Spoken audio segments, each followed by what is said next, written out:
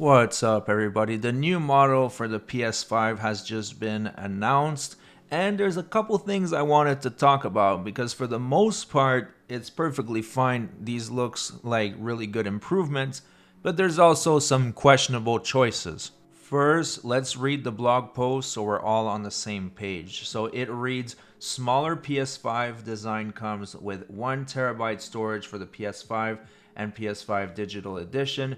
New model provides option to add an Ultra HD Blu-ray disc drive to the PS5 Digital Edition. So as the holiday season approaches, we are excited to share that we have a brand new PS5 model launching. To address the evolving needs of players, our engineering and design teams collaborated on a new form factor that provides greater choice and flexibility.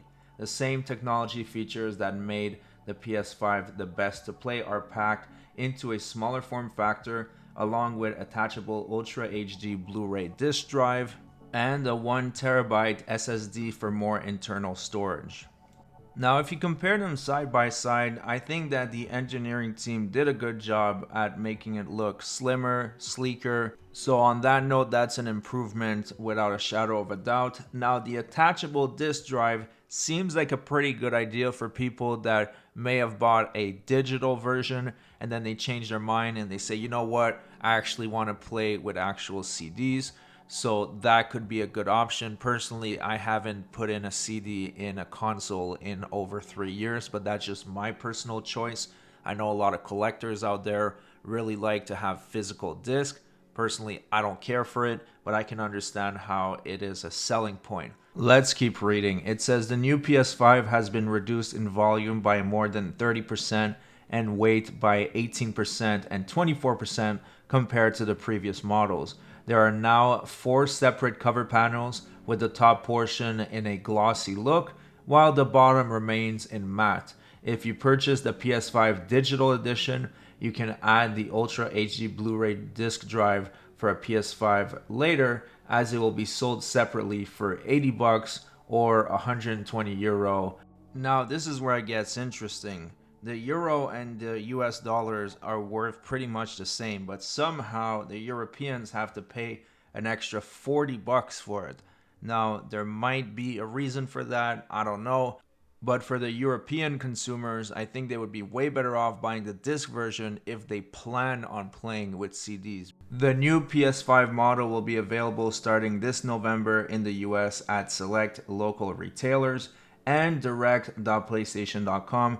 Where available, it will continue to roll out globally in the following months. Once inventory of the current PS5 model has sold out, the new PS5 will become the only model available.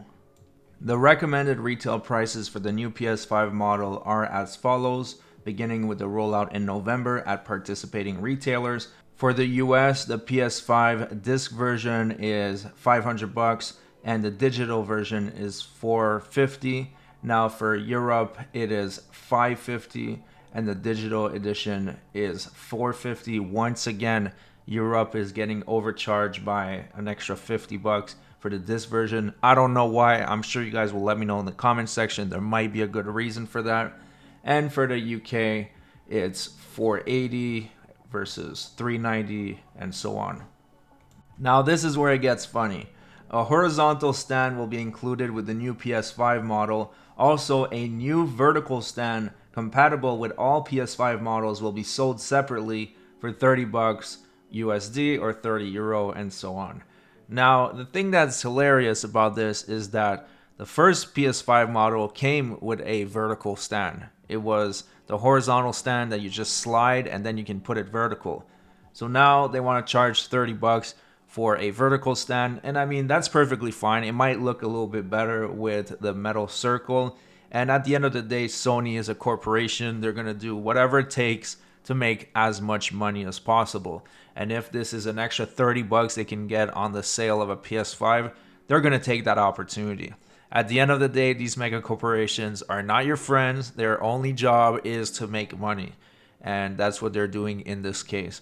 So yeah, I find it a little bit silly, but it is to be expected. Definitely not a deal breaker. But I think that overall, this is a really good product refresh. I think that the PS5 looks better that way. and the 1 terabyte upgrade is really necessary. With the file size of these games lately, it can fill up pretty quick, so just having that extra space is definitely worth it. Now, am I going to rush and buy a new model? Hell no. My PS5 still works perfectly fine, and there is no need to buy the new model until they release the PS5 Pro, if the specs make it worth it.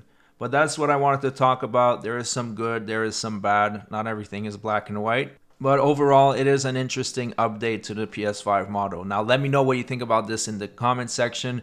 Do you think that the vertical stand is just plain cash grab, or do you think there's actual value here? I can't wait to read all your comments, and I'll see you guys on the next one.